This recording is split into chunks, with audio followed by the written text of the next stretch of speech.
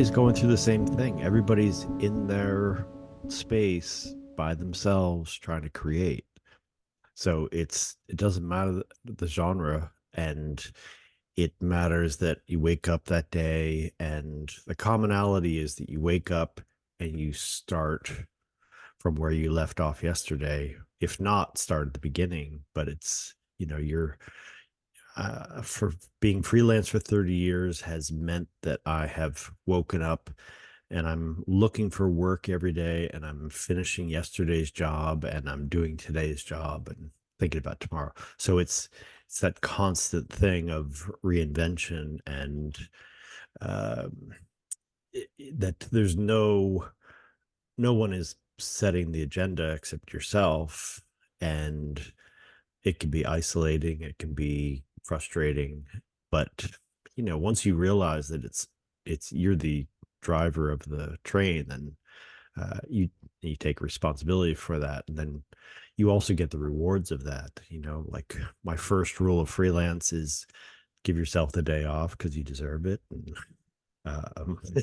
Mondays in Brooklyn at the movie theaters, all freelancers going. So, Yeah, you don't have to be at the office. What's I get the idea of, you wake up every day and you pick up from where you left off or start from the beginning.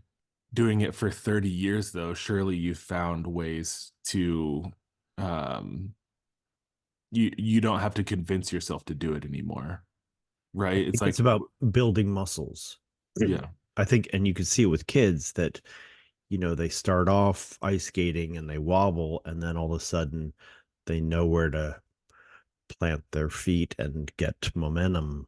And I think it's there's a lot of muscle building, and uh, I mean, I've learned a lot over the years of what doesn't work, what I'm not Mm, good at, and that's as useful as figuring out what I'm good at. It's like, oh, I'm not good in a studio, I'm better out in the world. I'm not good mm. at lighting, I'm good at finding light. um, so I think it's actually uh, having those conversations with yourself of where are my strengths and where are my weaknesses, and leaning into your strengths, and you know staying away from or building those other muscles up. Yeah.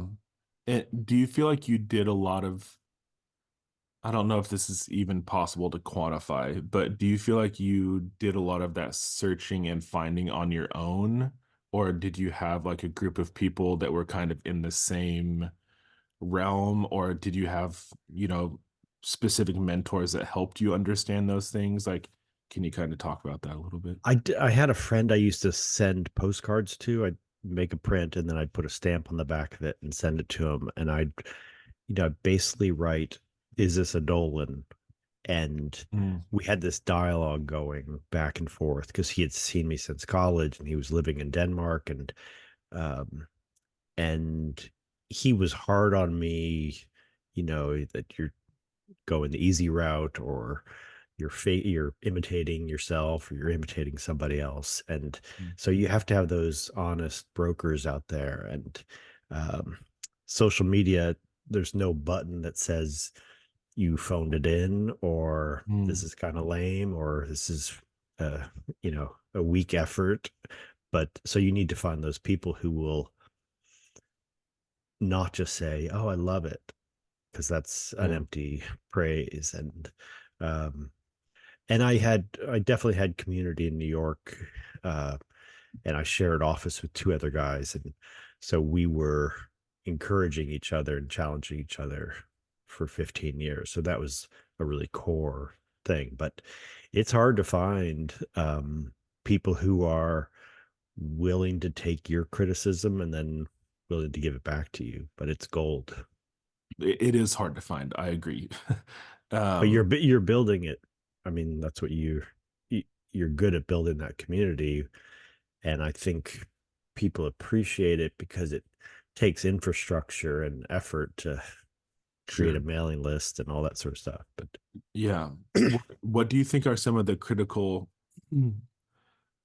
components of that kind of symbiosis of I'm willing to take your criticism, and it's not reliant on the fact that I'm also going to be able to give you Yeah. criticism, but it just like it's this natural state of like you both want the best for each other, so there's this like mutual desire for both people to get better. But yeah, it's tricky though. I think the core thing is you have to respect that other person's work so much. Um, like playing basketball with people who are better than you Mm, makes you a better player. And if you're just playing with, uh, I don't know, if you just kind of I find really good people who you respect so that when you hear it from them, it's coming from a good place. Um, and that's not always easy. There was a, you can't fake it. If you don't respect somebody's work, you can't fake it. So you're not going to listen to them the same way. So, mm, seek out people. And it's such an easy thing these days to reach out to anyone. And if you're reaching out from the heart and from a sincere place, people might say yes. Or um, I just think it's a really interesting time now that some people have just sent me a message. And I was like, yeah, let's meet up for mm. a beer. And I, I'm happy to talk. And um, so go for it like that. Yeah. And it kind of dawns on me. I don't know if I've ever really thought of this before, but respect isn't reliant on like the subjective enjoyment of that other person's work. You Yeah. can still have a high respect for it outside of like enjoying it. And at least in music, I've noticed maybe that there's an uh an unnecessary overlap of those things where it's like I can't have this same kind of conversation with you because I know you don't like my music or I don't like your music, whatever it is. Yes. You I'm mean sure the that's genre, that people are in different genres? And yeah, I mean, I think that's a sign of a mature artist where I think I heard some interview with Billie Holiday or something that she heard a South American singer and she's like, I couldn't understand the words, but I felt her pain and her soul. And, that cross genre thing is kind of great. I mean, even from the yeah. Grammys the other night of Tracy Chapman with the country guy, like, that takes a lack of ego and openness. But when you see somebody who's got the chops, you can respect and admire and say, it took a long time for you to get to that place to get that good. I remember meeting a still life photographer, and I had no interest in still life photography, but this guy was just so minimal, so pure, and uh, he was Japanese, and we just had such respect. I mean, I was glad that he respected my work. I didn't expect him to, but I could spot his expertise and his eye, and so branch out like that is kind of an admirable thing to do, I think, or a Yeah. goal. Yeah. And you've kind of been on both sides of that over the course of your career, right? Like I remember having a conversation with you about doing wedding photography, and for some reason that being Like being in a less of wedding an band. art or something. Yeah. Like, Yeah. can you talk a little bit about that if it feels useful to, or how you navigated Well, that maybe? I mean, now I think about it, I haven't found the exact parallel, but I imagine when I started out in the 90s in New York, wedding photography was a very low thing on the totem pole. Bar mitzvahs were always lower. Maybe catalog food pictures of soup cans was lower, but it was pretty low. But it meant that I had that genre all to myself and I could reinvent it. I could play around with it. And I Mm, wasn't comparing myself to anybody else because nobody else wanted to do it. Um, but there were times where I felt almost like a uh, maybe a sci-fi director at a serious film uh, party or something like that. I always Yeah, felt yeah. like the kind of cousin, the weird cousin, or a country music guy at a classical music concert. Yeah, yeah, um, yeah. but I took a certain pride in being in owning it because I was so passionate about it and so fascinated by it that I didn't care, and it's turned out to be a really rich genre that I think just got overlooked, and Yeah. so you got to own your thing.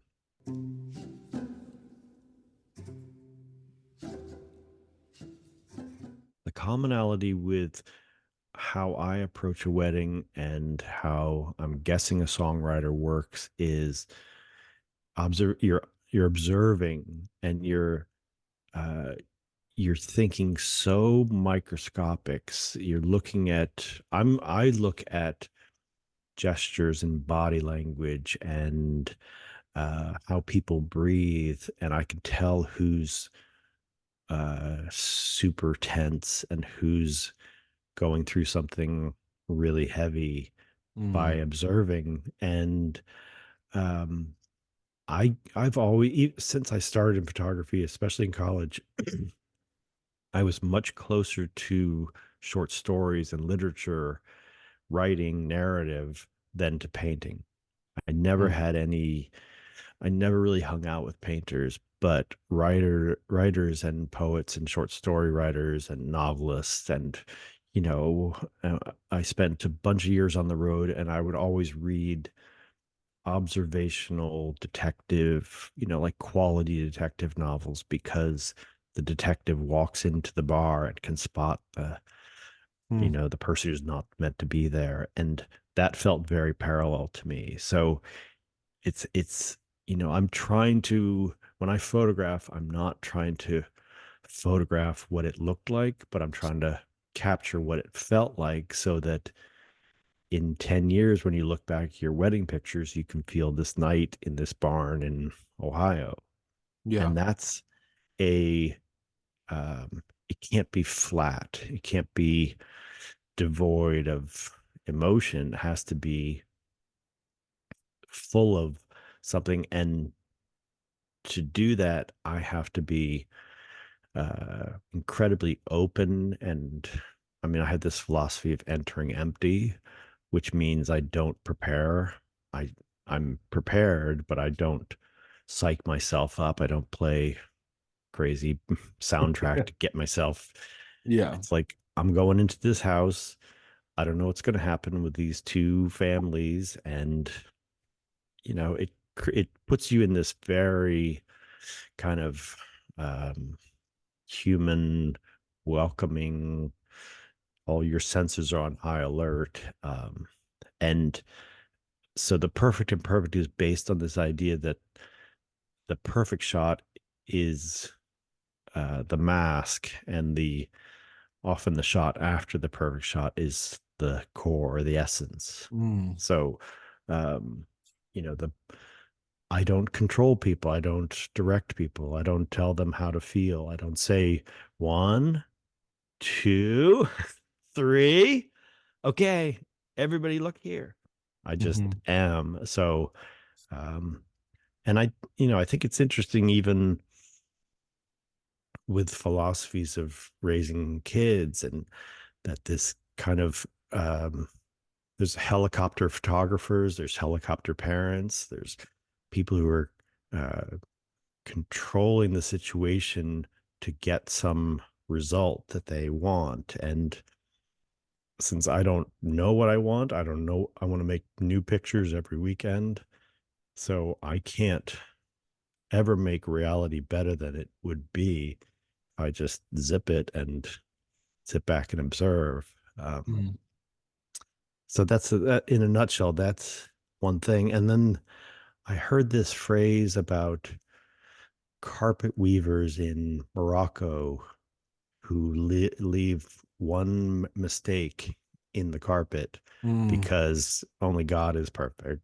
Allah is perfect. So yeah. I thought, there's that, there's wasabi, there's many cultural things that perfection is a little bit empty in my book. Yeah. And unnecessary, really. Like, Obsessive, yeah. yes. People spend so much energy and Yeah. yeah. I think it I, blocks out the magic and I'm always looking for pixie dust and ephemeral, these things that are floating in the air that are really hard to photograph if you try too hard. mm. Yeah, I was thinking as you were explaining too about just observing and coming in empty, and it's almost as if looking at one of these photos that you've done, it's like instead of the sentence explaining it being we had a wedding, the sentence is this is when, or like it's so much more.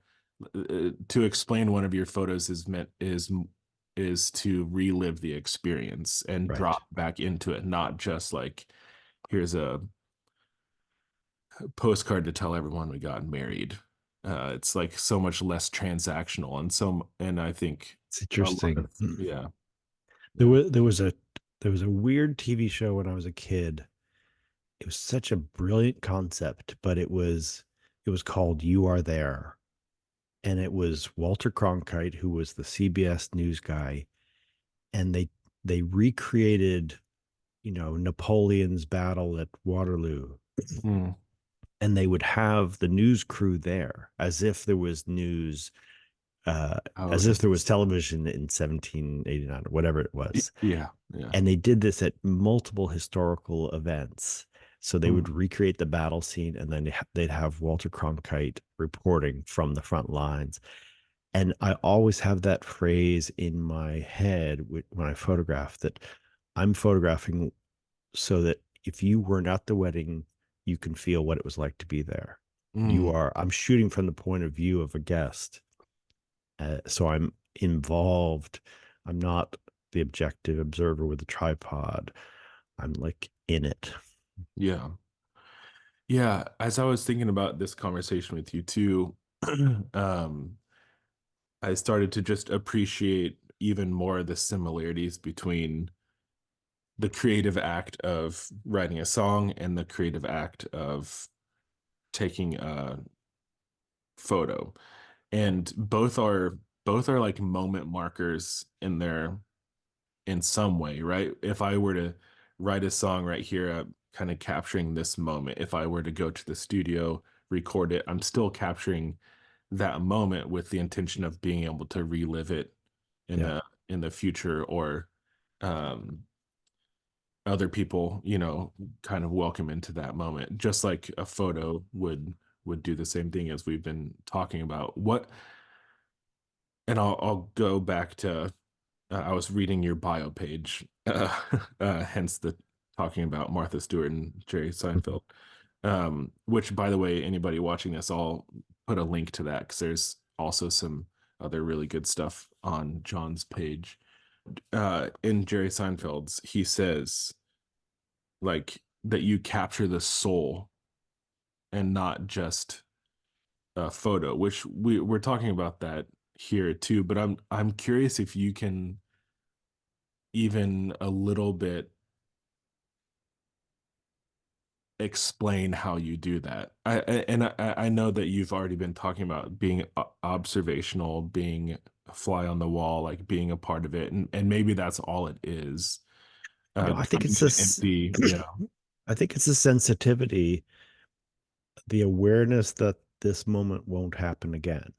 That's that's the basic thing, that the essence of photography is you're collecting time. And I don't know if you knew, but as a kid, I was a collector of baseball cards and coins and memorabilia, and just I was trying to collect stuff that froze time and place. But basically, that's what photography is. Like, this day won't happen again, and I'm super aware of it when I'm working, because I'm the people going through the event. um, or even when I was photographing the Seinfelds, I knew that that Saturday when I was at their house in the Hamptons wouldn't exist again. I could just tell this is like a heightened summer. Went there at 6 o'clock on a summer night. The kids were in pajamas and they're just all hanging out. And that, because my kids are older, I know that that won't happen again. And this is Mhm. precious, these precious days. So um, there's kind of a uh, just this kind of I'm very inside and but I'm also outside looking in at the same time. Mm, And that certainly came with maturity and having kids and looking back at pictures and realizing, I should have done more at that moment. I should have taken I shouldn't have just taken a picture. I should have made a photograph. And that mm. difference is really, where you put more into it. Um, because in 20 years, that's going to matter. Something I talk about at our retreats, and I want to talk about how you do retreats too, but something that comes up pretty often is I'm a firm believer from a writing sense that quantity brings quality. Like you have to Wow. just Yeah. write, you got to write a bunch of songs, and Right. you have to know that a huge load of them are going to be pretty bad. It may be a little good, but like they're not going to be the ones that you're going to look back and think, let's go. And part of that is just like putting your time in. But I think another part of it too is learning to detach yourself from this thing. It's like I can be passionate about writing, but that doesn't mean that I have to, certainly I shouldn't judge myself based on every single one of them. It's Yeah. one of Yes. thousands, right? Yeah. It's one of Yeah. thousands. Yeah. So, I think this quantity brings quality is really important, and we talk about like different anecdotes about sculpture classes in colleges. Like you've probably heard something similar to this, where over the course of a semester, a sculpture class, the teacher splits the group into two halves. One half is going to be graded on the number of sculptures they create through the year. The second half is tasked with only creating one sculpture, but they're graded on the quality and the technicality of those sculptures.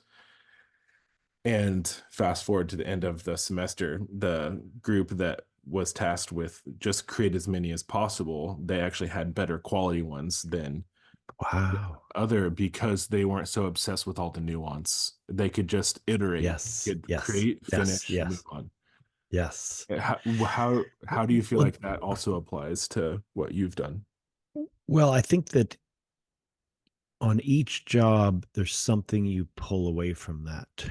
So, like you're saying, maybe you make 1,000 pictures. There's something in 10 of them that becomes this thread, and you pull that thread to the next job, and then Mm, you keep pulling threads, and eventually you have this body of work that and then I mean I've been going back through my archives just organizing things, and I look at pictures in a different way and see something new in them and say that was the thread that came out 10 years later. So mm, I think it's absolutely right. And I do remember the early days where I'd get one great picture and I'd keep printing it, print it small, and then I print it bigger, and then it's still the same picture, and it was kind yeah. of ridiculous, except I was learning how to print. So, Mm. um, and there was a famous photographer, Gary Winogrand, is a great street photographer, and when he taught, he would, if he had a student who was stuck, he would just look at them and say, 20 rolls of Tri-X. That Mm. was your um, penance. Like get out, Yeah, shoot right. 20 rolls, and come back. And he's a fascinating figure because when he died, they went into his apartment and he had a big bin full of shot film that hadn't been developed because he'd just go Mm. out every day and just shoot and just shoot and just shoot. Um, I don't work in that same way, but I'm much more kind of assignment based and I'm like a fireman. I grab the cameras and go and shoot, and but keeping it going. I just think it's we're making it all up. So, you have to uh, iteration is a really good word. And we Mhm. think I mean, there's the myth of this moment where you arrive and, like the first job I did with Martha Stewart, or one time I had a Gap campaign in New York for their foundation, but it was pictures on all bus shelters and buses. And I thought, like, this is my moment, my New York moment. Mm, And then, I woke up Monday morning, it was just nothing. So, oh, that's but it yeah, was, I moved up a notch, or I went up the mountain a little bit. yeah, And, um, and you don't, I mean, it's funny getting to a certain age, you look back and it's like, I didn't know I would get here. It was never certain. Even when I was shooting these prestigious jobs, or J Lo's wedding or Will Smith's wedding, I didn't know I never knew where on the map I was, because you're just walking in the woods. yeah, But you get a sense of, okay, I've accomplished that, but I better keep going because nothing happens if you just stay still. yeah, People don't just keep calling you. yeah. I mean, that's such a simple yet profound statement. Like, nothing happens if you stand still. But Yeah. so many times we expect things to come to us Yeah. because of everything you were just saying, like because we've done this one cool thing semi recently or something. Yeah. Yeah. It's kind of can drive you crazy. And it can be it's not freelance is not for the faint of heart. I think that's the bottom line. And I learned that vividly in 2008 with the financial crisis, because before 2008, I thought being freelance was like you're in a rowboat or a canoe in the middle of the lake and you just have to keep rowing. Mm, And then 2008 was so dramatic in New York. Just most of my clients are wealthy people, and the wealthy stopped by or spending mm, because they were overextended or whatever. And so I just remember it just dropped off such a cliff that I was like, I'm in this boat with this oar and I got to keep rowing. And I look down, there's no boat. Like, it's just mm. me. And it's like in a cartoon. I just had to Oh hustle gosh. so hard. Three kids in school, and, you Yeah. know, so it definitely weeded out a bunch of freelancers. And, that happens every 10 years or something. There's something happens that um, it tests whether you need the security of a full-time job or whether you're a good rower. Yeah. Yeah. What yeah, that's so good. Can we talk about your retreats? Yeah, I was thinking about it because I saw somebody. I brought somebody to a job with me who had taken my retreat a year ago, and I was talking to her, and I said, "So, what's the lasting thing? Or tell me about your experience at the retreat." And she said that she went home after her 4 days, um, and her husband said, "How was it?" And she said, "Well, I wanted John to give me a gold star, but he doesn't give gold stars."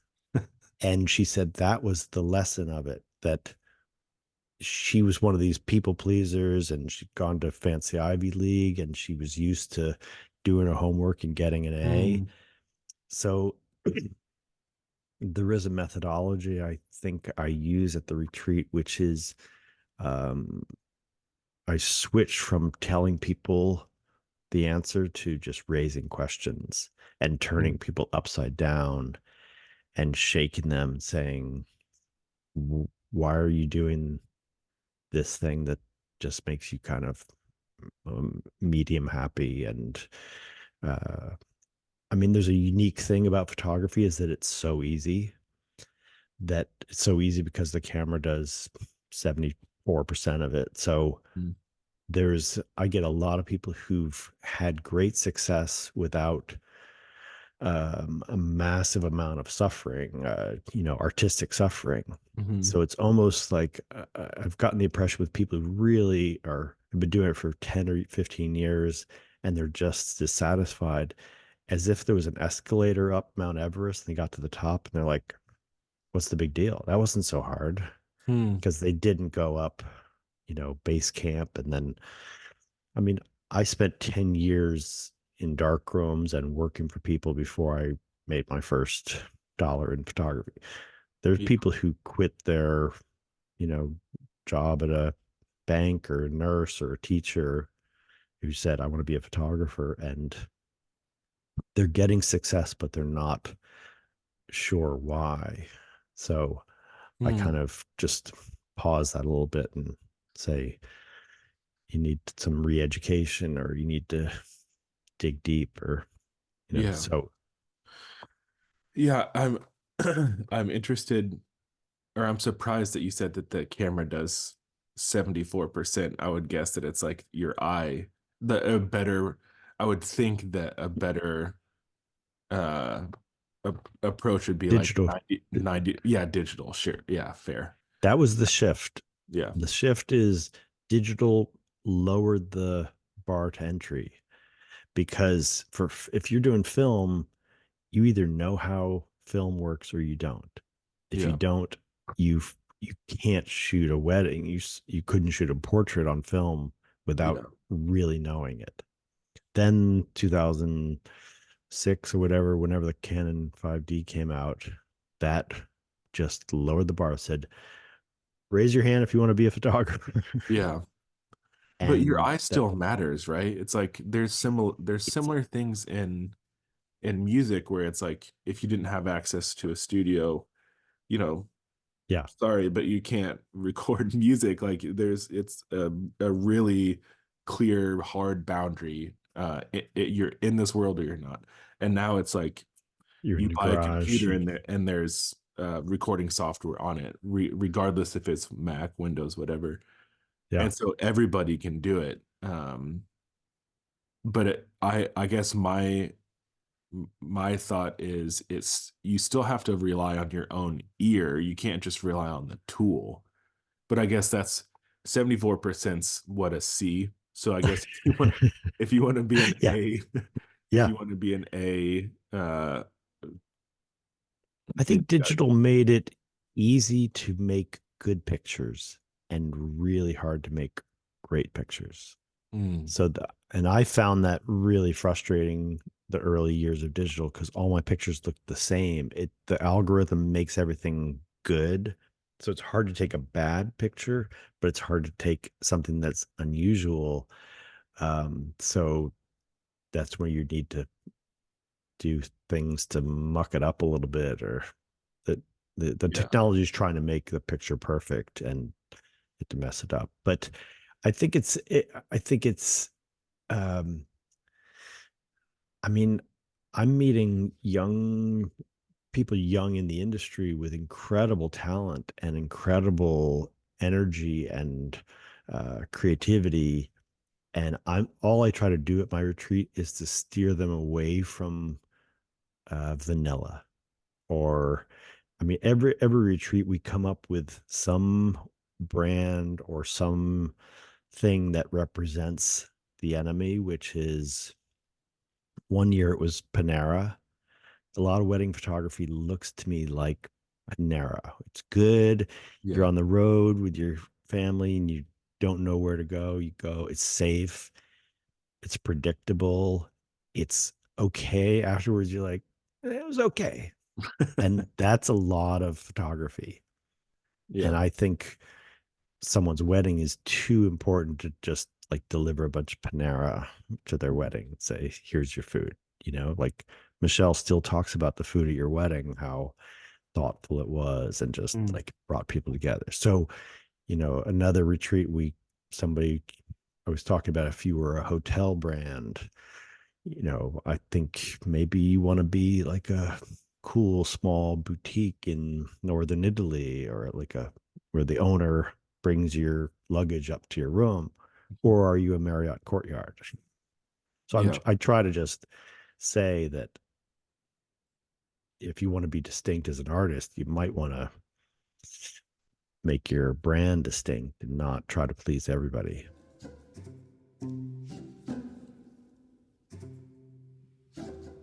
Well, I think there's a fear of risks with a lot of photographers, because this is a one you get one shot at it. This is not, you can't go back and redo it. You have to. So but I make it a central part of my whole thesis is that playing it safe is failure.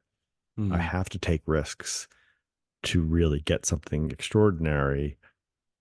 um and so I try to encourage people in that sense of the word, of giving them courage, and say you're you're so much better than you think. You have this in you if you just if you take risks, have faith in yourself, if you get people to trust you. um but it's a little bit different. Maybe it's different for what you do, because we are a commercial based thing. We have clients we want to please. We're not doing these photographs for ourselves. But I try to bring that ethos into it, saying I actually have higher standards than most of my clients. I'm harder to please than, how would a 28-year-old person know what they want? It's the first time getting married. I know how good these pictures can be. So I'm going to try to please myself instead Mhm. of pleasing you, the client. And that's a revolutionary idea for a lot of people. They think they have to. It's like, let's have a meeting and you give me the list of all the pictures you want and I'll check them off. I don't Mhm. really work that way. Yeah, there are a lot of similarities with being an artist, not necessarily just a songwriter, but Mm, our clients are essentially like everybody who streams or purchases music. And so, right. you cast there's one school of thought of like casting a as wide of a net as possible and all of this. And there's another where it's like take a chance, be yourself, and the people will find you. And Yes. that just takes longer, of course. And you have to iterate, you have to harvest that. It's not just make one thing and they will come or anything like that. But I think in some ways, taking a risk is just saying be yourself.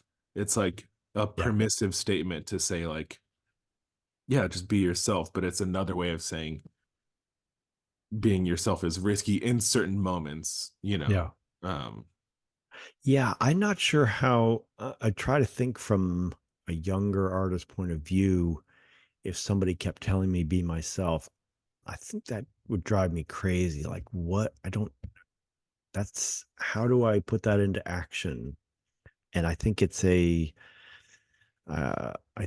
interesting puzzle to how to lead people to remember themselves, because they mm, have it in them somewhere. But um it's certainly one of the kind of puzzles we play with. And it's interesting, the power of these retreats, because it's I make it like the top line thing. It's like, these are 3 days to be selfish, um and recharge your batteries and all those things, and get uncomfortable and toss it all around in your head. And um because I think the good retreats have this kind of half life afterwards, that all the good stuff seeps in. So mhm. uh, Yeah. yeah. Yeah, I've certainly enjoyed doing the retreats, and I think there are a lot of similarities too of like we're here, this is the time that we've given ourselves to Yeah. really chase after it. Like we could be nice about it, or we could like really dig into it, you know. Yeah. And we certainly focus a lot on celebration, stuff like that. We have um a lot of fun, and I'm sure you all do as well. Um, I have one more question for you. Well, really, I probably have about 50 more questions for you. I'll bring it down to one. Um, so specifically with Terra songwriting, like that group of people, which probably most of which will be watching this, there's a big range of like hobbyists, amateurs, semi-professionals, professionals, part-timer, you know, all across the board. Um, I'm sure you interact with plenty of photographers all in that exact same Yeah. scale. Like, I'm trying to ask for advice and not say, "Do you have any advice for them?" So I'll just do that. Do you have any advice for them? God, that's a good question. It's a simple question, but um, I think there's something about um, when I first moved to New York, my oldest brother Freddie said, "You got to learn the word chutzpah," which was such a unusual thing for him to say, but he'd lived there, and I think there's something to this this confidence and once you do your 10,000 hours, once you get some experience, once you get this kind of core of the all the threads coming together, I think people respect it when you own it and share your I know that when I walk into a room when I'm hesitant and insecure, that affects people. And when I realize like I'm literally good at one thing, I'm useless around this house. But when I come in with that ownership, it helps people relax because they trust you. Mm, So, that's trust is such a core to my way of working that once I know that the Seinfelds trust me, I'm able to make art. If they're doubting me, I'm dead. So it's this confidence that's taken years, but without being cocky, just being secure.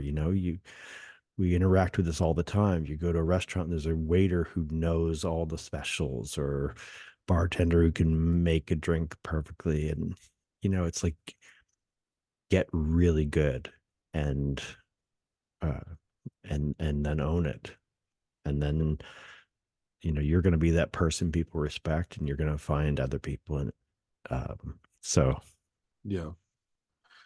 Yeah, it makes me think of uh especially with freelance, but I think it applies to so many other things too, where success in photography, music, songwriting, whatever, success means that you get to do more of the thing that yeah, you're doing. yes, And so you gotta really love the thing, or at least find your piece of it that you love. Like even what you were saying earlier, you're not good at being in the studio, not you're good at being out in the world. So if you're yeah, gonna be doing if your reward is that you're gonna get more of it, it's like find the thing that feels like a reward. And absolutely. yeah, yeah, Yeah, finding your thing again sounds like a really easy thing, but boy, you're feeling in the dark. It's like, is this it? Is this it? But um, but when you find it, grab hold of it and don't be timid about it. And I mean, it's funny, even when I first met you and Rachel said yeah, he'd worked he was at the Genius Bar, an Apple store. Like, what a brilliant marketing concept they did that mm, this guy is a genius. So yeah, yeah, you can do done. anything. Unfortunately, uh I gave that title up a long time ago. You're a recovering Yeah, genius. exactly. It's so good. I could say thank you 1,000 times and still feel like, That's oh, great. I love that you asked me. It's cool. I can talk about this stuff forever. And it's I mean, the lesson of this is, and with teaching, is how to simplify things, because I hated hearing people talk in these lofty terms when I was, struggling. Be like, what am I supposed to do today with what you just said? Yeah, Great. right. You had a success and you did this movie with Arnold Schwarzenegger, and then, like, that's not helpful. Yeah. So, how give me some framework. And I mean, I'm so grateful to my college professor who he really said, it's like, you have to, he basically used some words that described almost like a jungle gym. Hmm. He was saying, as an artist, you have to build this solid foundation, and you have to build this frame, so that when things get rough, you have stability. Hmm. And that was when I was 20. And it was so smart, because I've definitely seen a lot of photographers just, you know, whatever reason, something, they peaked or they burned out. I get a lot of people who are burned out, and they went for the money, and they just kind of killed the goose, and Yeah. they didn't preserve that core. Thanks again for taking the time to chat today. I support your mission.